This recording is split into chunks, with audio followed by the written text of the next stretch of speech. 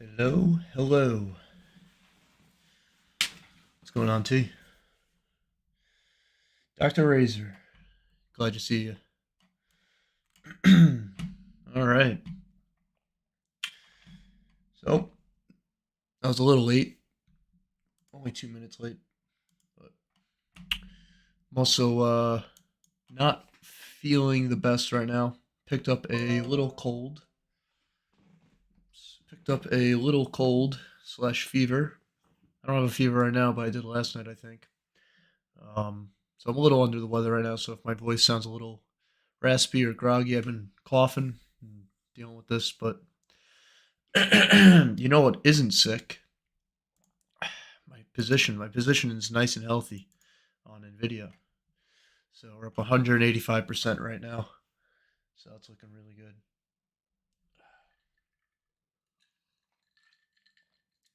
Not gonna lie, I treating this cold with a little whiskey. So hopefully that suppresses the coughing a little bit because I've been coughing my head off all day. How much higher do I think Nvidia's gonna go? I don't know. Hopefully higher. Um, Honestly, it's done enough this month for me. But let's see, we entered right there, right on the 31st of January, and we're just pushing up. Made a new all-time high, $711. I'm pretty sure aftermarket it went up like another 1%. Um, I will find that out right now. Fortunately, TradingView removes the post-market performance or post-market quote after like a few hours. But here's an Yahoo Finance. You can see 705. So Nvidia moved up another 0.63% since the close. So we're pretty much right up there, but we'll see where it goes by tomorrow morning.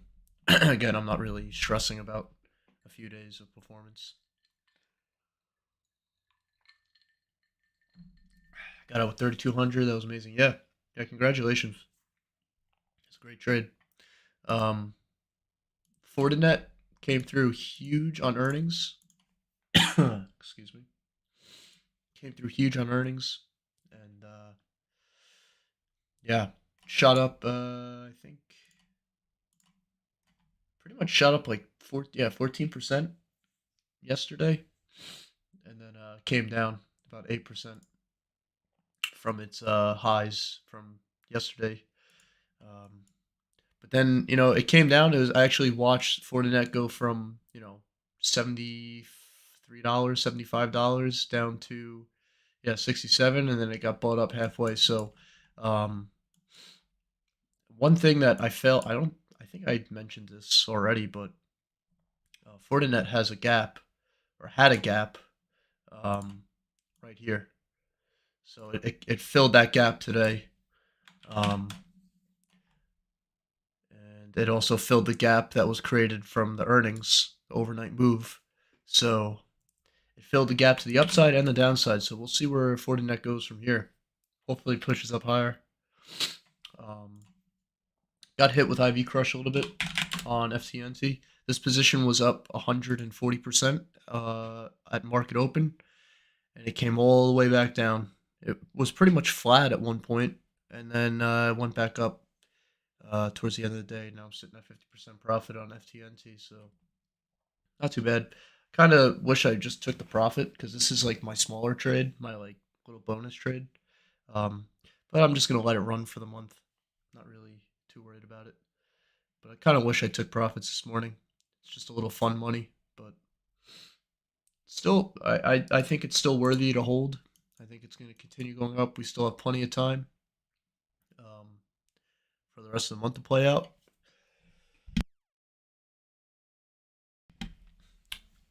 And my main focus is on Nvidia, right? So, and we do have earnings coming up for Nvidia here soon, in 2 weeks from today. I'm pretty sure the 21st. Yeah, February 21st. So we'll see how that goes.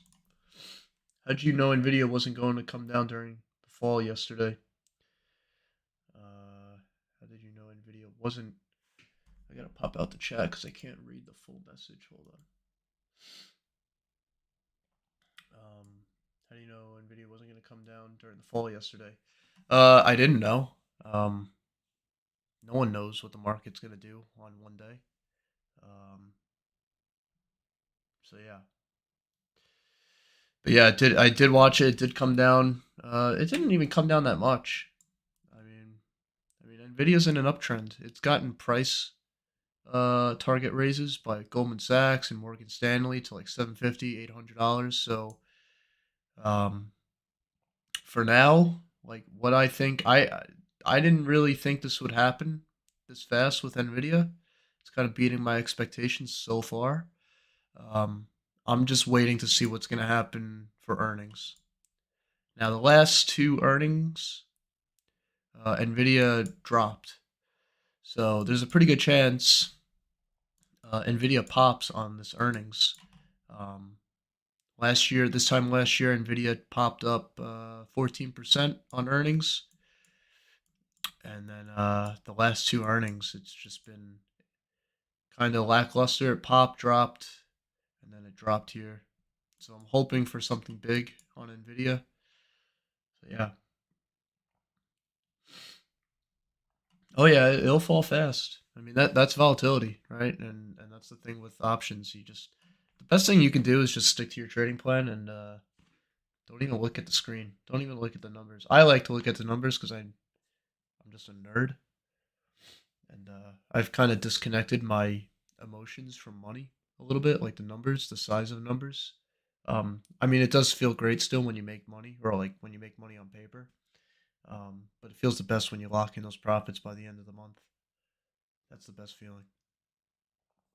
But yeah, I mean, I've been doing this long enough that I've kind of become desensitized to big numbers. When I was in crypto, I was used to seeing, 20, 15, 20, $30,000 moves in a couple days on my account, just to be frank. So volatility is it's not for the thin-skinned folk. You definitely have to have a stomach for this type of action.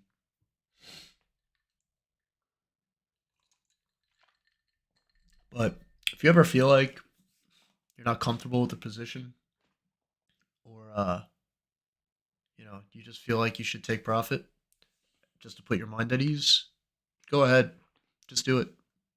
There's nothing wrong with taking profit. And you're gonna see like the amount of times going forward, I'm gonna be up big, right? Be up nice on a position, and then by the last week before I exit the position, it completely goes against me. It's gonna happen. I've seen it in my back testing, and it's just part of the game. It's all part of the game. So that's why I always preach risk management. Follow your plan and be disciplined. Just keep going forward. Keep moving forward. Don't stop. Even if you lose a trade, just keep going. It's comfortable. Just never had gained that much. Yeah. I mean, listen. It's the nature of the beast. It's options. Options you can make a lot of money. Um, like in 2 weeks from now, Nvidia can come out with some crazy earnings, or not even crazy earnings, but great earnings and good guidance, and we're at $800. Like we can go up another $100 between now and the end of the month. And if that happens, I mean, I don't even know what my profit would be at that point. I would have to look at a options calculator, like a profit calculator. Um, but, let's say that right where it's at right now, I'm up 185%. If we went up another 100 points, I mean, you're talking about a almost 400% gain in 1 month, roughly. Like if I had the ballpark at around 350 to 400% gain on a position, not bad, not bad at all.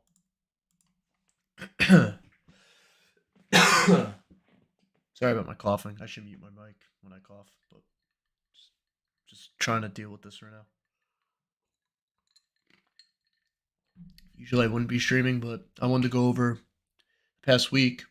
I was I wasn't even home the past couple days when Nvidia was shooting up like crazy.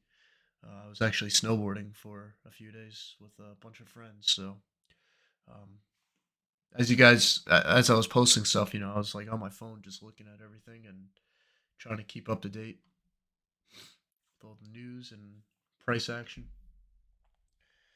I was comfortable. Been doing credit spreads, and there's much money in credit spreads. Credit spreads are great, but it's your risk, your reward is capped. The thing with credit spreads is you can only make a certain amount of money. Um,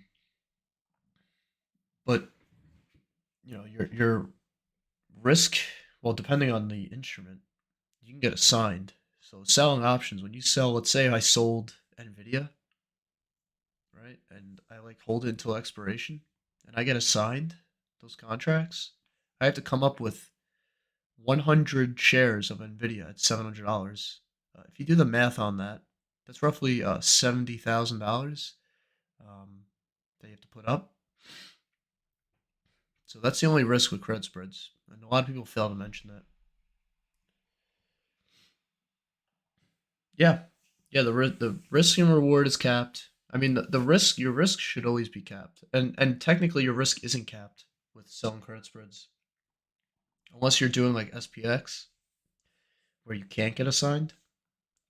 But your risk can be. I mean, you could see it if you go ahead and sell a credit spread, if you enter a credit spread before you enter it, it tells you like your max loss or your assignment risk is, whatever the underlying is.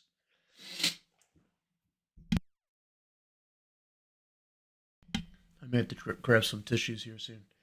Oh, you're trading the Russell? Yeah, that's a pretty big. Those are nice spreads. Um, but yeah, I've done iron condors and credit spreads on SPX. Um, Made some money. It just wasn't fast enough for me. It just wasn't my kind of type of trading. Um, I think credit spreads are great if you have like a lot of capital and you're able to take like 1% of your account, put it towards credit spreads, and generate like, I don't know, $10,000 a month in profit just by selling it, just by entering a credit spread. But most people can't do that.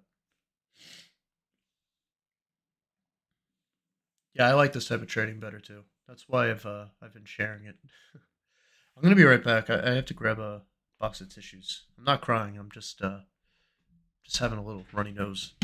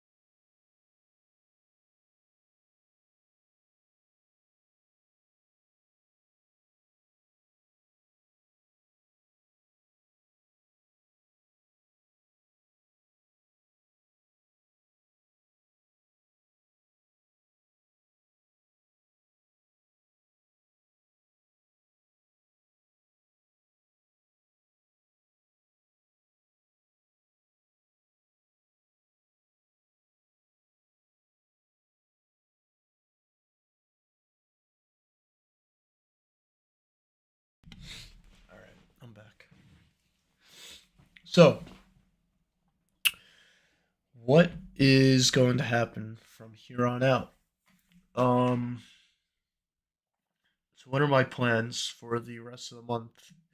Well, for the rest of the month, I'm probably just gonna sit back and relax. Just let this position cook. It's really all you can do. Um, I think most people would be. Um, I think most people would be looking to run for the hills with this kind of profit, um, which they're not wrong, but you know, my back testing, I'd say about once or a couple times a year, you get out of 2 or 3 months out of the year, you get those three, four, five, $600 or 3, 4, 5, 600% gainers in 1 month. I mean, that can literally make the difference between a losing year and a huge, big, profitable year. I mean, it depends on how much of your account you're risking. I mean, all that stuff, there's many variables behind that. But the point is, the point of me holding through the month is to capture those potential gains. And I've done studies on, you know, would it be better to just take profits at like 200% or 100% and put a stop loss at -50%? I've tried all that. I've done it all. I mean, you name it, I've done it.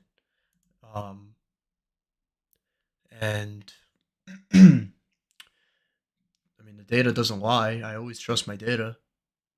I'm way more profitable just by putting on the trade and walking away for a month.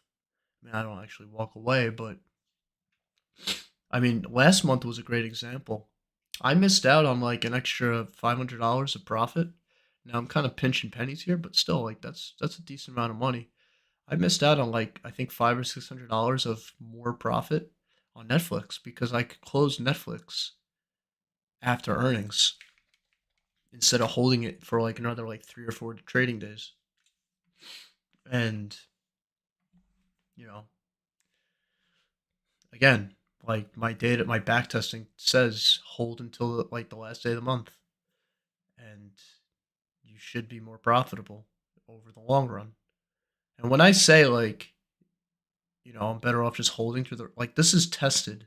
When I say I'm like better off holding through the entire month instead of putting a price target or a percentage target, I'm back testing this on many, many, many years of data. Um, and again, like whatever the data says, I'm gonna go with.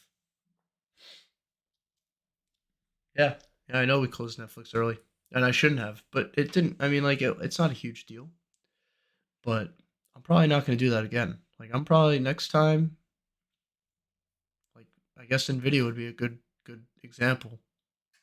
If Nvidia goes up, let's say 10% on earnings or 5%, let's say, and I'm like, oh my god, this thing's overextended, I'm out, or like I think it's gonna go back down afterwards.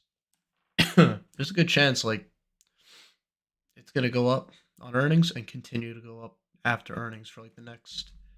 Let's see, earnings will get. They're gonna be out on the 21st, so there's gonna be another 1, 2, 3, 4, 5, 6 trading days after earnings come out. So I have to have the cojones to hold even after earnings are out. Hopefully they're good. We'll see. This is gold. Why are you sharing this with everyone? I'm glad you did, but why would you? Why am I sharing this? I mean, it's pretty like basic information. Not really, not really reinventing the wheel here. And I don't want to make myself sound like the greatest thing since like sliced bread, but like this is how you're supposed to trade options. And I think there's a lot of content out there that misdirects people or misguides people, I should say. Um, and there's so many different ways to attack the markets. This is just my way, and it's not as common as to what you see on the trending topics in the trading community or what's on your googling or on Yahoo Finance, whatever your preferred education or stock market resources are. um, but what I'm doing is nothing new. Like people have been doing what I'm doing for decades. um, so yeah, I mean, I've been studying this stuff and working within the space for almost 7 years now. I can't believe it's almost been 7 years. I'm starting to feel old, and I'm quite young for what I'm doing, but I mean, I've literally like poured everything I had into this whole finance and accounting field, and it's finally paying off. I think.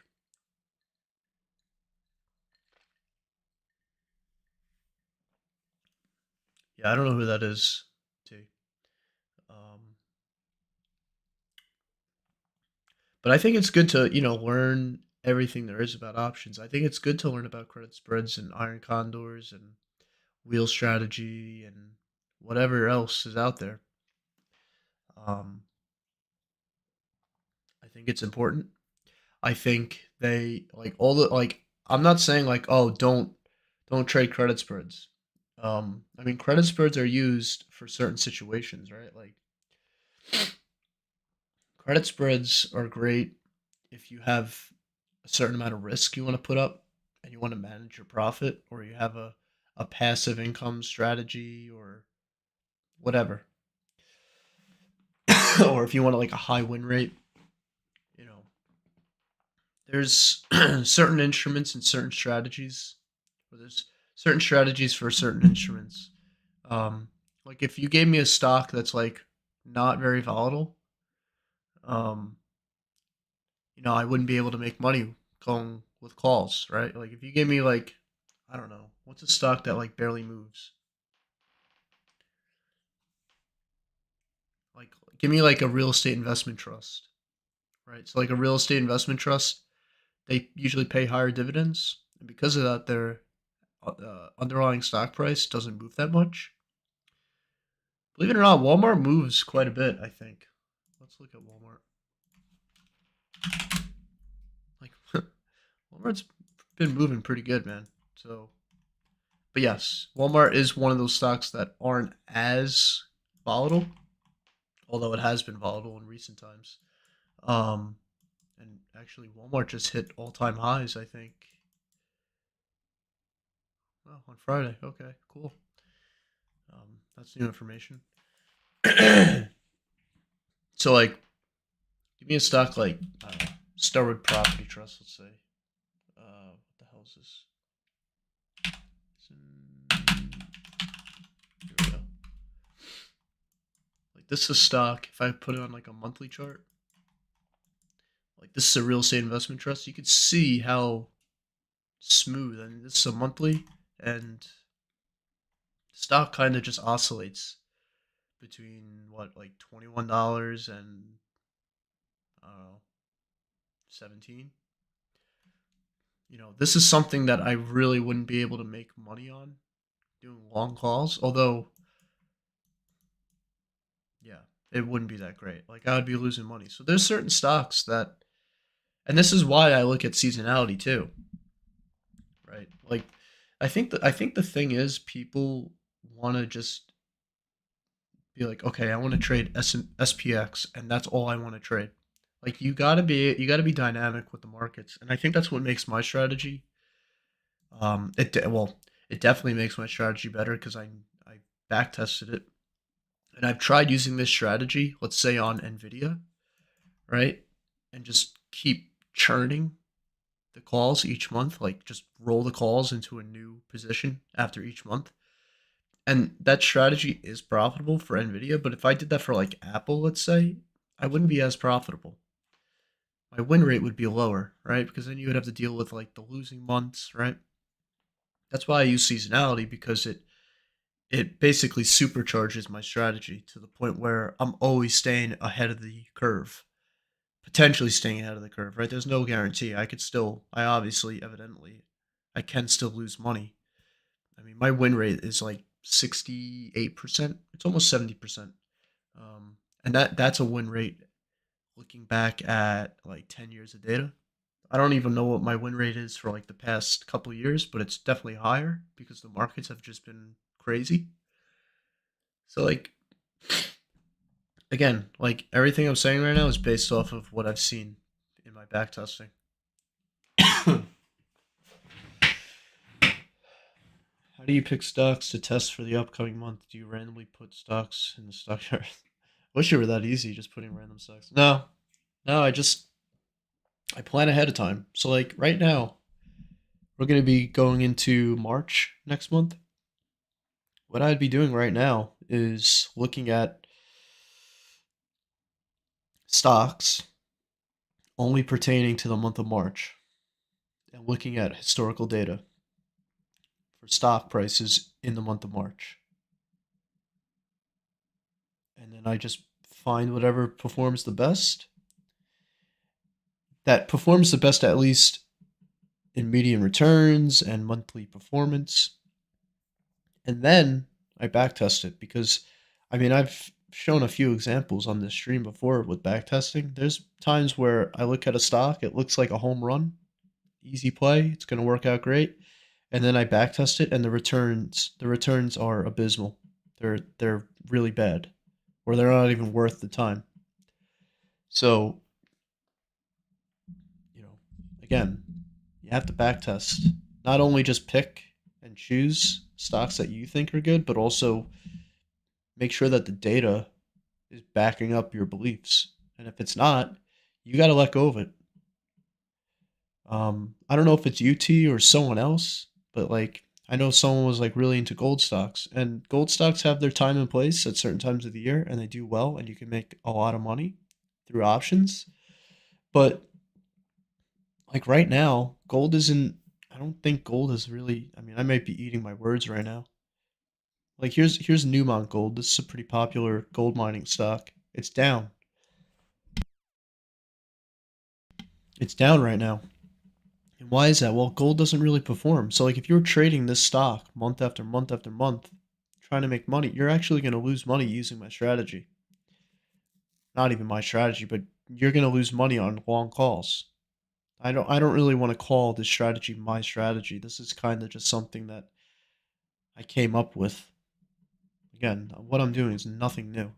It's just not talked about on the internet at all. Um, I think I'm the only guy out here talking about long calls. I actually, that's a lie. I have seen another person talk about what I'm talking about. And they had a really interesting website uh, that goes into the data, options data, really deep. And I may have to look into it. But that's like paid for data. Like it's pretty expensive to buy that sort of stuff. Um, where do I find stocks to check? This website right here, unusualwells.com. Um, what I do is I go to here. I think you can take this link here. You copy that link. But like I go right here and well, I don't always start here. What I use this to find higher probability plays, but I love to stick with. I go here on TradingView, and you can use any other site, but I sort by market cap. Oh wow, look at that. Microsoft surpassed Apple as the largest stock. That's awesome. Um, I sort by the highest market cap, and then I start backtesting all of these stocks. I want to go after the big players, all the big names. When you start messing with smaller caps, it's actually riskier because you're dealing with lower liquidity, lower market cap, higher probability of manipulation. So, especially if you're playing earnings or there are earnings in between your swing trade. So you got to take into consideration those types of things. I know I'm a trader and I don't really care about the long-term performance of the stock when I'm in a trade for 30 days, but I like to be in a stock that's fundamentally strong. I like to be in a stock that's profitable. If you look at all the stocks I've suggested since I've started this YouTube channel, they're all profitable stocks. Nvidia, Fortinet, Trade Desk, these are all profitable stocks. And they all have a PE ratio, they all have positive earnings, right? Like fundamentally they're good companies that make money. They're not losing money. Like you would never see me go into a stock like this, Snapchat. Like you would never see me touch this with a 10-foot pole. Why? Because they aren't a profitable company. Look at their earnings per share. They're losing money. They don't even have a PE ratio. And if you look at the stock, since 2017. It's literally done nothing. Yeah, and on top of that, Snapchat's a small cap stock. Technically 18 billion is a smaller cap stock. I think anything under like 50 billion, it's considered small cap. I could be wrong, but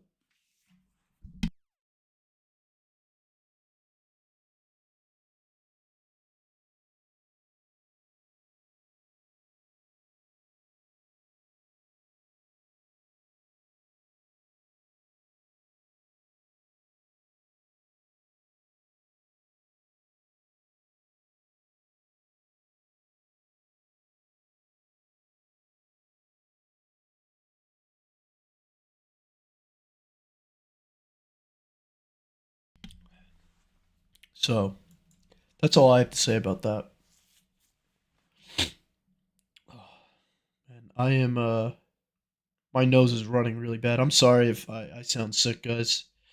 I I just wanted to get on stream today and talk. So I don't really let sickness get in my way of work. I don't even let it get in the way of me snowboarding and having a great time. I was in Vermont for like 4 days. Pretty fun.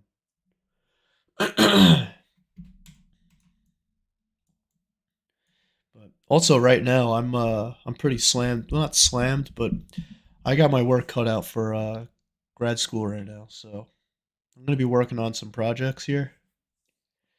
Well, pretty much all the work I do for schools projects and group projects.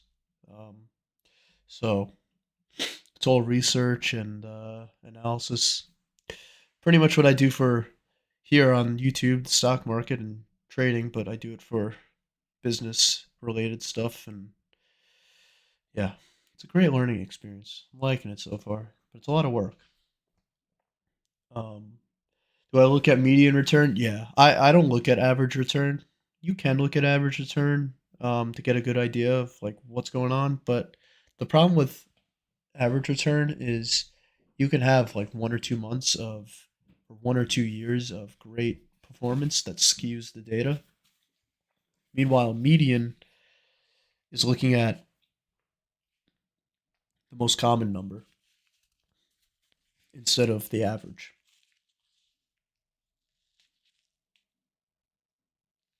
So yeah, I look at median return on unusual whales. Yes.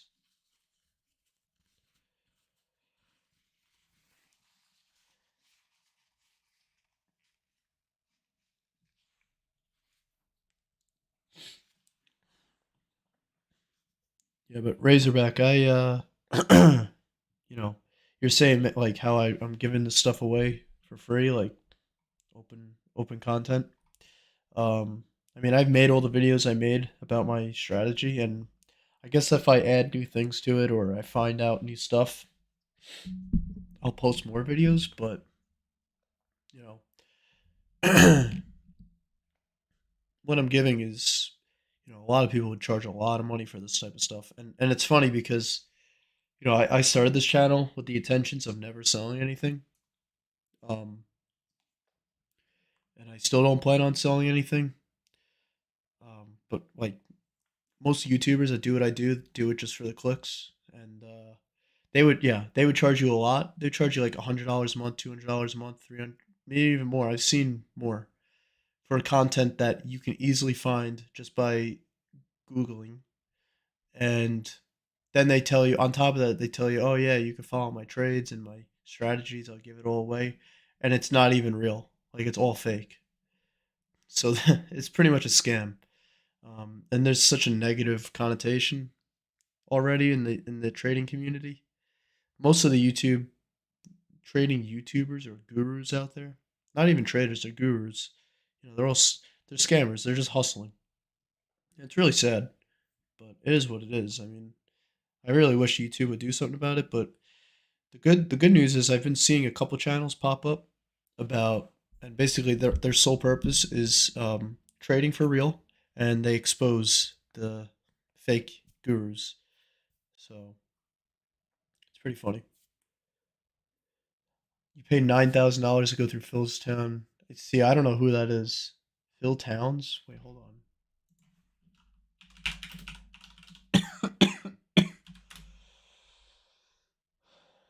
Yeah, I don't know who that is. Um, yeah, like you paid for that, right? And 1,500 for Felix. I don't know who Felix is, but um, like, what did you get out of it other than learning about stuff you could have found on YouTube videos for free? Um, these guys are just making money off of your inexperience. Um,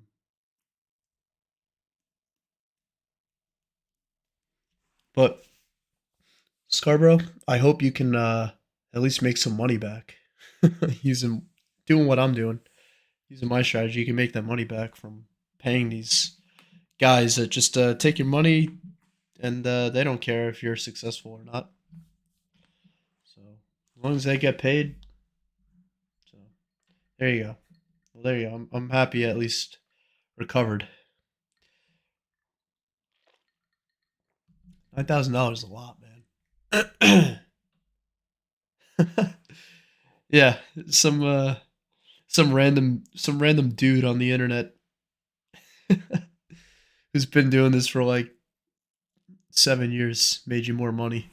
It's kind of ironic how that works. Um, but yeah, I mean, I've thought about it. I'm like, oh, you know what? Like, I could like start charging guys like $50 a month on Discord to stay part of the community. And I think personally, like the stuff I put out in the streams, I'm already worth that. But I just don't want that negative connotation. I already made a promise originally with this channel saying that I wouldn't charge anyone for stuff like that. And anyways, I make enough money working and doing actual trading. So like why do I need to make more money off of you guys? Or not more money, but why would I have to make money off of you guys other than YouTube ad revenue, which that's a given, like anyone can do that. I don't even know if I want to even be touched by sponsors because they have a lot of shady stuff going on too. I don't like the sponsors either. You back testing Netflix? There you go. See, like that's what I want you to do. And that's another reason why I kind of stopped. Well, I did stop posting actual YouTube videos about the trades I'm in, and I'd rather stream and build a community and have a place for you guys to come to. And of course, my streams are recorded, so if you can't make a stream, you can always watch it after the fact. But I want you guys to like actually learn and see what I'm doing and like my way of thinking rather than just going, oh, he posted a new video. What's he in? Oh, he's in Nvidia this month. All right, I'm gonna go buy Nvidia and I'll be back. It's like that, and you're actually gonna lose money by doing that because you're not understanding my plan completely. So, like, if you want to become a profitable trader, you have to know what you're doing and you have to put in your own work for sure. You can't just follow someone else's trades. That's a recipe for disaster.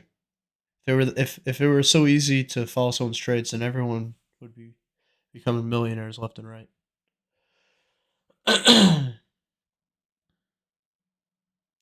Yep, pretty much. That's you pretty much said it right.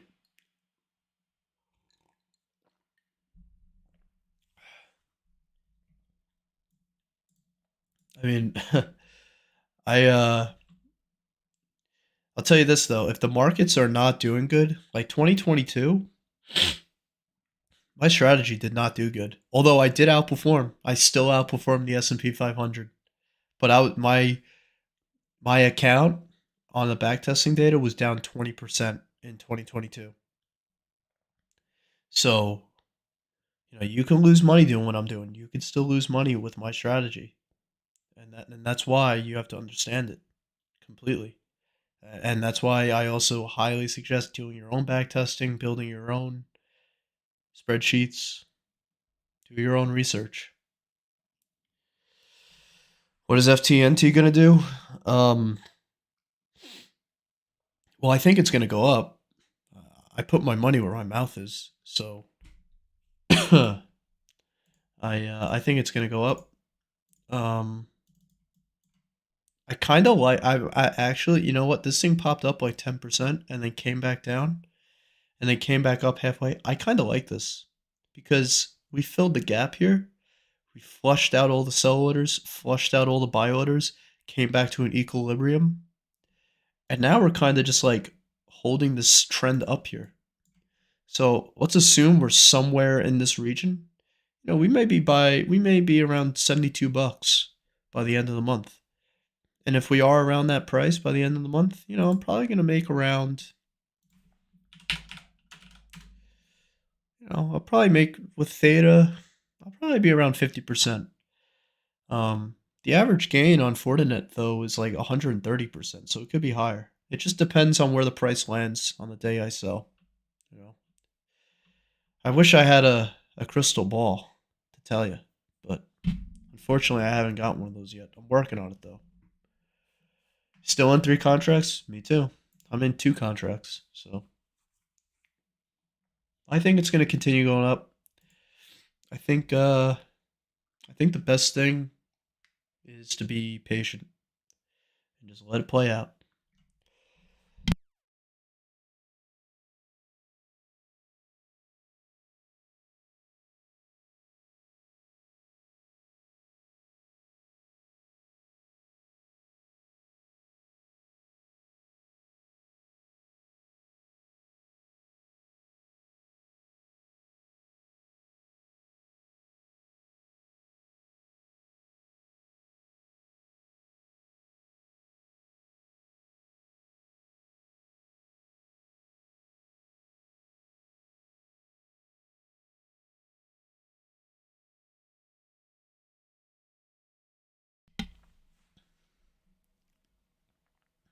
Bought shares of FTNT when it hit in the 40s, but already sold them.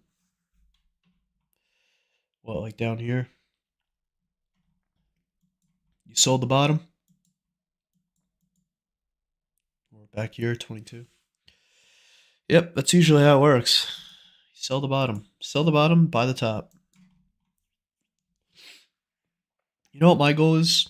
Is to make enough money doing what I'm doing and then be able to put a large amount into real estate and like well, hopefully like the Nasdaq or S&P 500 and just sit back and just grow another business. I'd rather grow like a real estate business or doing something commercial real estate. But for now, I'm just going to be an options junkie. Oh, you bought the bottom. Nice. That's awesome. Good for you, man. Congrats. I was looking at Enphase Energy. This thing rallied 17% today. I was looking at this on like I think Monday because it was down like 3 4%. And then this thing jumped. That makes me wonder. Oh, dude. That's a missed opportunity right there. Enphase Energy goes up 75% of the time in February. And guess what it did this February?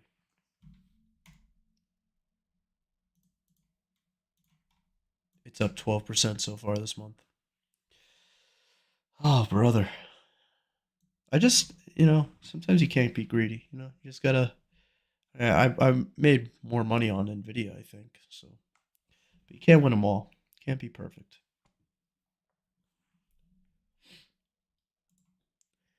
All right. So, been streaming about 45 minutes here. I'm uh, I'm having a congestion attack and runny a nose attack, so I'm probably gonna sign off a little early tonight. But I'll try to stream again soon. Um, maybe let's see. I'll probably try to do a Sunday night stream. I like doing the Sunday night streams because it's right before the week opens up.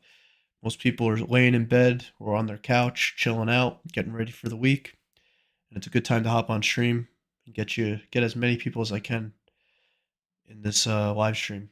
So yeah, I'll be on Discord again. If any of you are new here or have been watching for a while, I do have a Discord. Oh yeah, the Super Bowl Sunday. All right. Maybe I'll do like a Monday stream, Monday night stream. Forgot T Swift. T Swift's gonna be at the Super Bowl. What would you pick? T Swift and Kelsey or me? I think T Swift is more popular than I am. So yeah, thanks for reminding me about that. So yeah, I'll hop on probably on Monday then. Monday would be a good time to hop on. So appreciate you all sticking around again. If you haven't hit the subscribe, hit the bell notifications, hit the like. That's the biggest thing you can do for me is hit that like button. And if you haven't already, go to the Discord link below in the description. It's completely free. Share all my information there. I'm always there. Can talk to you guys 24/7. And that's it. All right, guys. Have a good night. Talk to you soon.